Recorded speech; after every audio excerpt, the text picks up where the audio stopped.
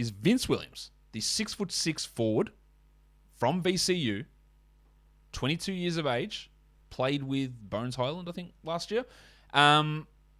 Defensive numbers, pretty impressive there. Really good steal numbers, good block numbers, another solid assist player. Shot 39% from three on huge volume of threes. Average 14 points per game.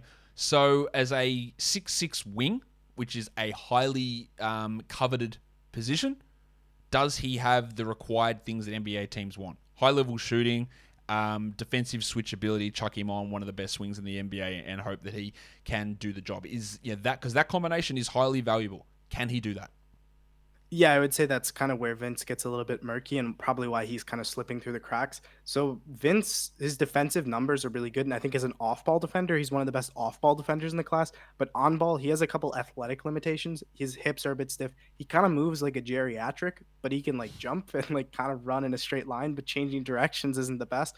So I think, and again, like VCU, their tallest player was 6'9". So he played like 4 and 5 a lot of the time.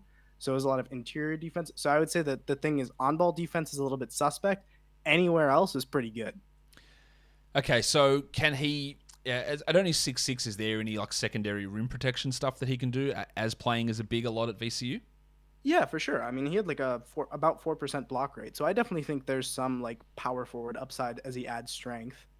You compare him to, say, go top end of the draft, Keegan Murray, who had really high steal and block rate numbers as a slightly bigger forward size player. Where does Vince fit in defensively in a comparison with, say, a Keegan Murray?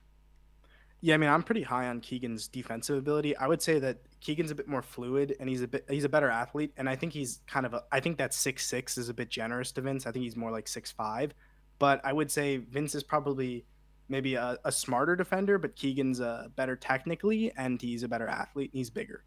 Is the shooting real? Because like 59% of his shots coming from three, 63% true shooting, 39% from three overall. They are all 81% from the line. These are all amazing numbers. How real is this? Is this translatable? Can he be a reliable catch and shoot 3-point shooter, or can he do a little bit more with the ball?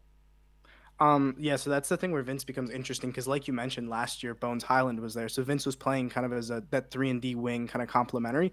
This year they lost Bones; they didn't really get a reliable creator in, so Vince was actually kind of asked to be their point guard a lot of the time. So I mean, his shooting I think is truly like very, very, very good. There's very few guys who come into the NBA and you're like day one, you just know for a fact they will shoot. I mean, Vince is for a fact going to be able to shoot at the NBA level. And not only do I think he can shoot, I think he showed some stuff taking step backs. And I also think like off pin downs and stuff like Mathurin, he's good at taking those shots off movement, which gives him a little bit more shooting versatility. And I think his passing as well is like truly phenomenal. So we talk about all these things. Hey, look at this. High 3-point attempt rate, high 3-point shooting, great shooter, can defend up, can pass. So what holds him out of the first round? I mean, I don't think he should. Okay. I think it's going to be that he came from a smaller conference and he's not a great defender. And I think people try to pigeonhole him into 3 and D, and then they're not sold on the D. But if you let's pause. But if you look at like the shooting, that's like a phenomenal shooter. He's truly a really great passer, and he's also a very smart team defender. I think when you look into that as someone who can provide a lot of offensive value as a complementary player, and also the on-ball defense, it can be fine, like good enough, and the off-ball like team defense is truly great. I think there's a lot of value there.